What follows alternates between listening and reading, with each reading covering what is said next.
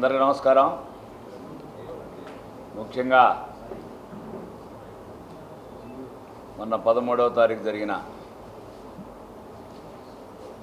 ఎన్నికల్లో తేదీ రోజున మీడియా మిత్రులు ప్రత్యేక పాత్ర పోషించిన electronic media and print media వారందరూ కూడా పేరు పేరున నేను హృదయపూర్వకమైన తెలుగుదేశం పార్టీ తరఫున నమస్కారాలు తెలియజేస్తున్నాను.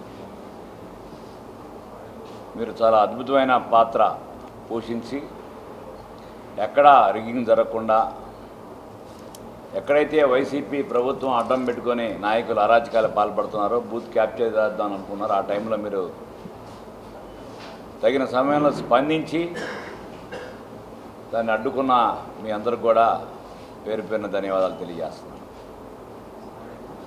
వైసీపీ ఈ రాక్షస ప్రభుత్వం అధికారం అడ్డుపెట్టుకొని పోలీస్ యంత్రాంగాన్ని అదుపులో పెట్టుకొని ఏ విధమైన అరాచకాలు చేశారో రాష్ట్రం అంతా కూడా చూసాం. మన ఉమ్మడి జిల్లాలో మాచర్లో కానీ, అట్లాగే తాడిపత్రిలో కానీ, నిన్న చంద్రగిరిలో కానీ, తిరుపతిలో పద్మావతి యూనివర్సిటీ దగ్గర ఏ విధంగా అభ్యర్థి పులివర్తి నానిని ఏ విధంగా ఒక పెద్ద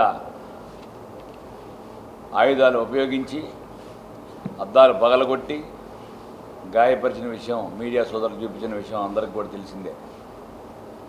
ఓడిపోతున్నామని చెప్పి జగన్మోహన్ రెడ్డి అండ్ కంపెనీకి ఫ్రస్ట్రేషన్లో ఉన్నారు ముందు ముఖ్యంగా. ఎందుకంటే ఫలితాలు మీకు అనుకూలంగా రావట్లేదు కాబట్టి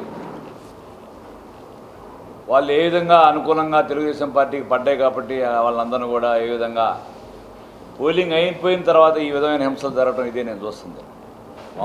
మామూలుగా పోలింగ్ రోజున వాళ్ళకున్న నేచర్, వాళ్ళ నాయకుడికి వాళ్ళ యొక్క అండ్ కంపెనీకి ఏముంటుందంటే ఏదో ఒక రకంగా భయభ్రాంతులు చేసి ఒక ప్యానిక్ గురి చేస్తే ఓటర్లు ఆ యొక్క బూత్లకు రాకపోతే మాకు మెజారిటీ వస్తుందనే భావంతో ఒక తక్కువ పర్సెంట్ పోలింగ్ అవడానికి వాళ్ళు ఎప్పుడూ ప్రయత్నం చేస్తుంటారు.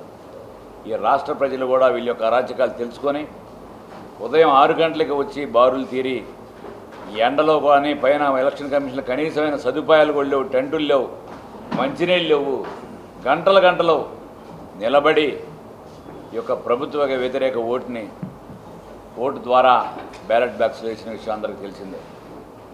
అట్లాగే ఈ అరాచకాలు కూడా పెట్టలేకపోతున్నాయి. ముఖ్యంగా ఇది చాలా దుర్మార్గం. దీన్ని ఈ విధంగా ప్రతి దాడిని కూడా మేము ఖండిస్తున్నాం. ఇట్లాంటి దాడులు చేస్తే ఖబర్దార్, రానున్న రోజుల్లో మీరు తగిన మూల్యం చెల్లించుకోవాల్సి వస్తుందని చెప్పి ఈ మీడియా ద్వారా తెలియజేస్తున్నాను.